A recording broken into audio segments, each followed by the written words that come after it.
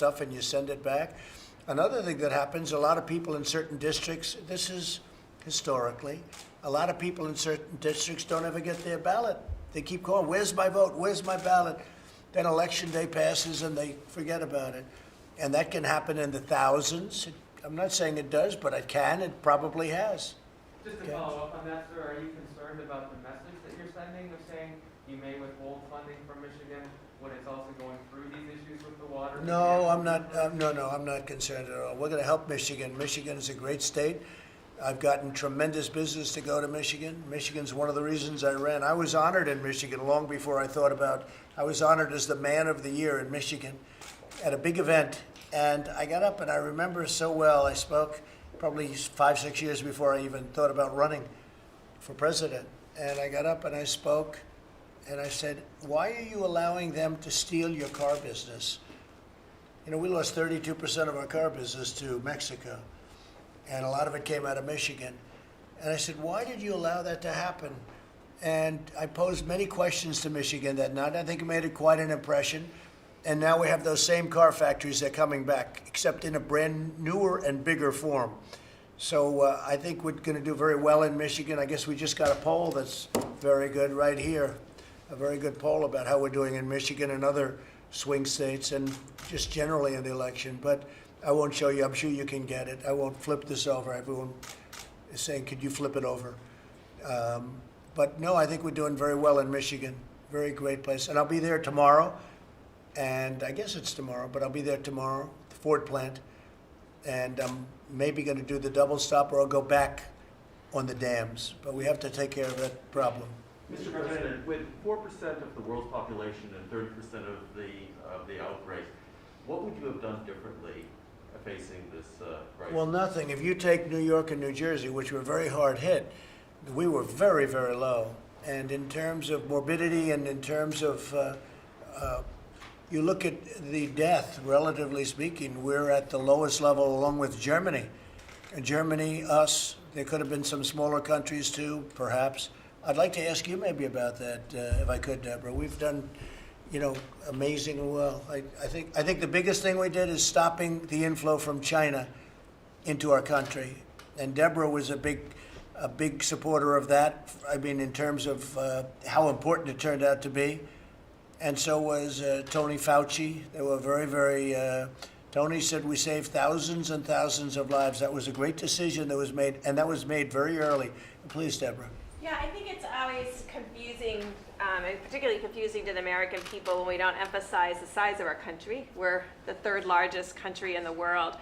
But every country has a different experience with this virus. And so you have to adjust everything to population size. And so when you look at Spain and Italy, our attack rates to this virus are identical to other countries that have experienced the type of epidemic that we have experienced. And so every country is different. That's why you really need to always report data normalized per population. And then you look at the mortality by population, and it's true, we have, compared to our European colleagues, some of the lowest mortality, about half of Italy and Spain. And so I think it's really important that, and then these two states represent what we've been asking states to do.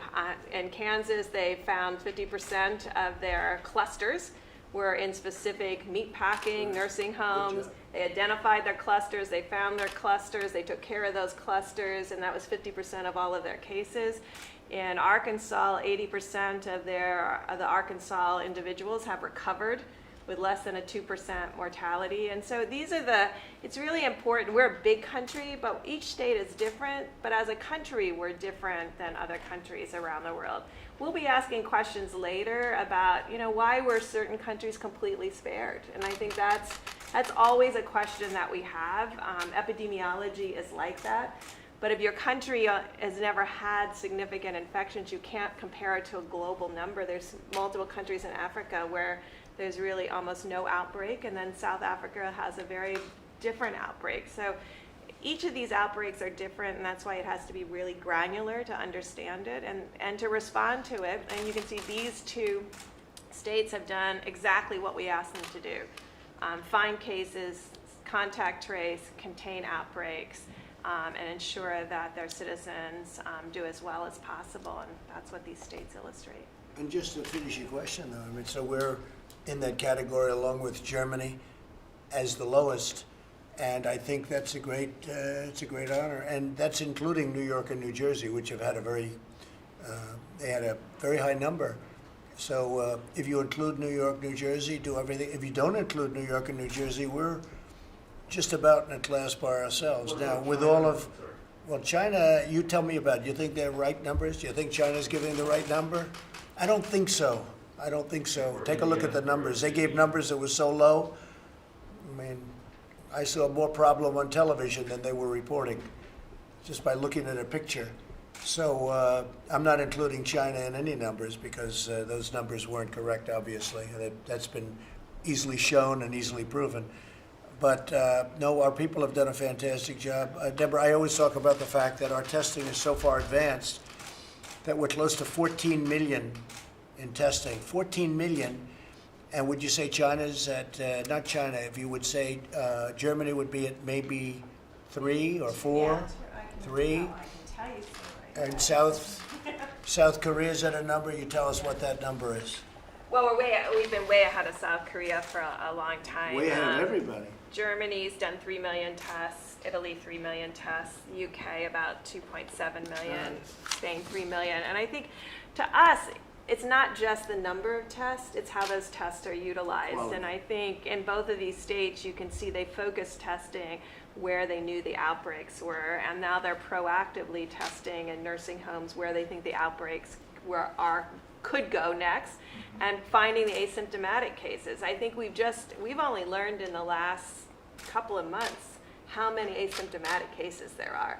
And I think a lot of people at the beginning wanted to approach this like flu, and most of the people who got flu are symptomatic. So really, I think our thoughts have evolved, our understanding has evolved, and the states have evolved with us, really working in partnership to really change how we look for cases. And I think that's really remarkable. We're not waiting for people to get sick to find cases now. And what you're doing with testing and what you're doing with testing in a proactive way is the way we're moving as a country. And because we can do nearly 14 million tests, we have the luxury to be able to be proactive in our testing now. But when you do 14 million tests, you're going to find more cases. If instead of 14 million tests, we did 3 million, like Germany's at about 3 million, South Korea's at 3 million, and they've done a very good job. It's not a knock, but we're at almost 14 million. We're going to be passing 14 million very soon. So you're going to have more tests. If we did 3 million, everyone would say, oh, we're doing great, in terms of cases. We're going to have more cases. If we did 3 million, maybe that's what we should have done. I said, if I would have done 3 million, they said, oh, they have very few cases. The United States is doing well. We're finding a lot of people. By doing testing, you're finding people. So we're doing 14, Germany's doing 3, South Korea's doing 3, and I think they're number 2 and 3. So we're way ahead of everybody. But when you do that, you have more cases. So a lot of times the fake news media will say, there are a lot of cases in the United States. Well, if we didn't do testing at a level that nobody's ever dreamt possible, you wouldn't have very many cases. So we're finding a lot of cases, and we're doing a great job once we find them. Okay, thank you very much, everybody. Come on, guys, Thank we're you. finished. Press, let's move. Come on, guys. Press, let's go. Thank you. Follow-up.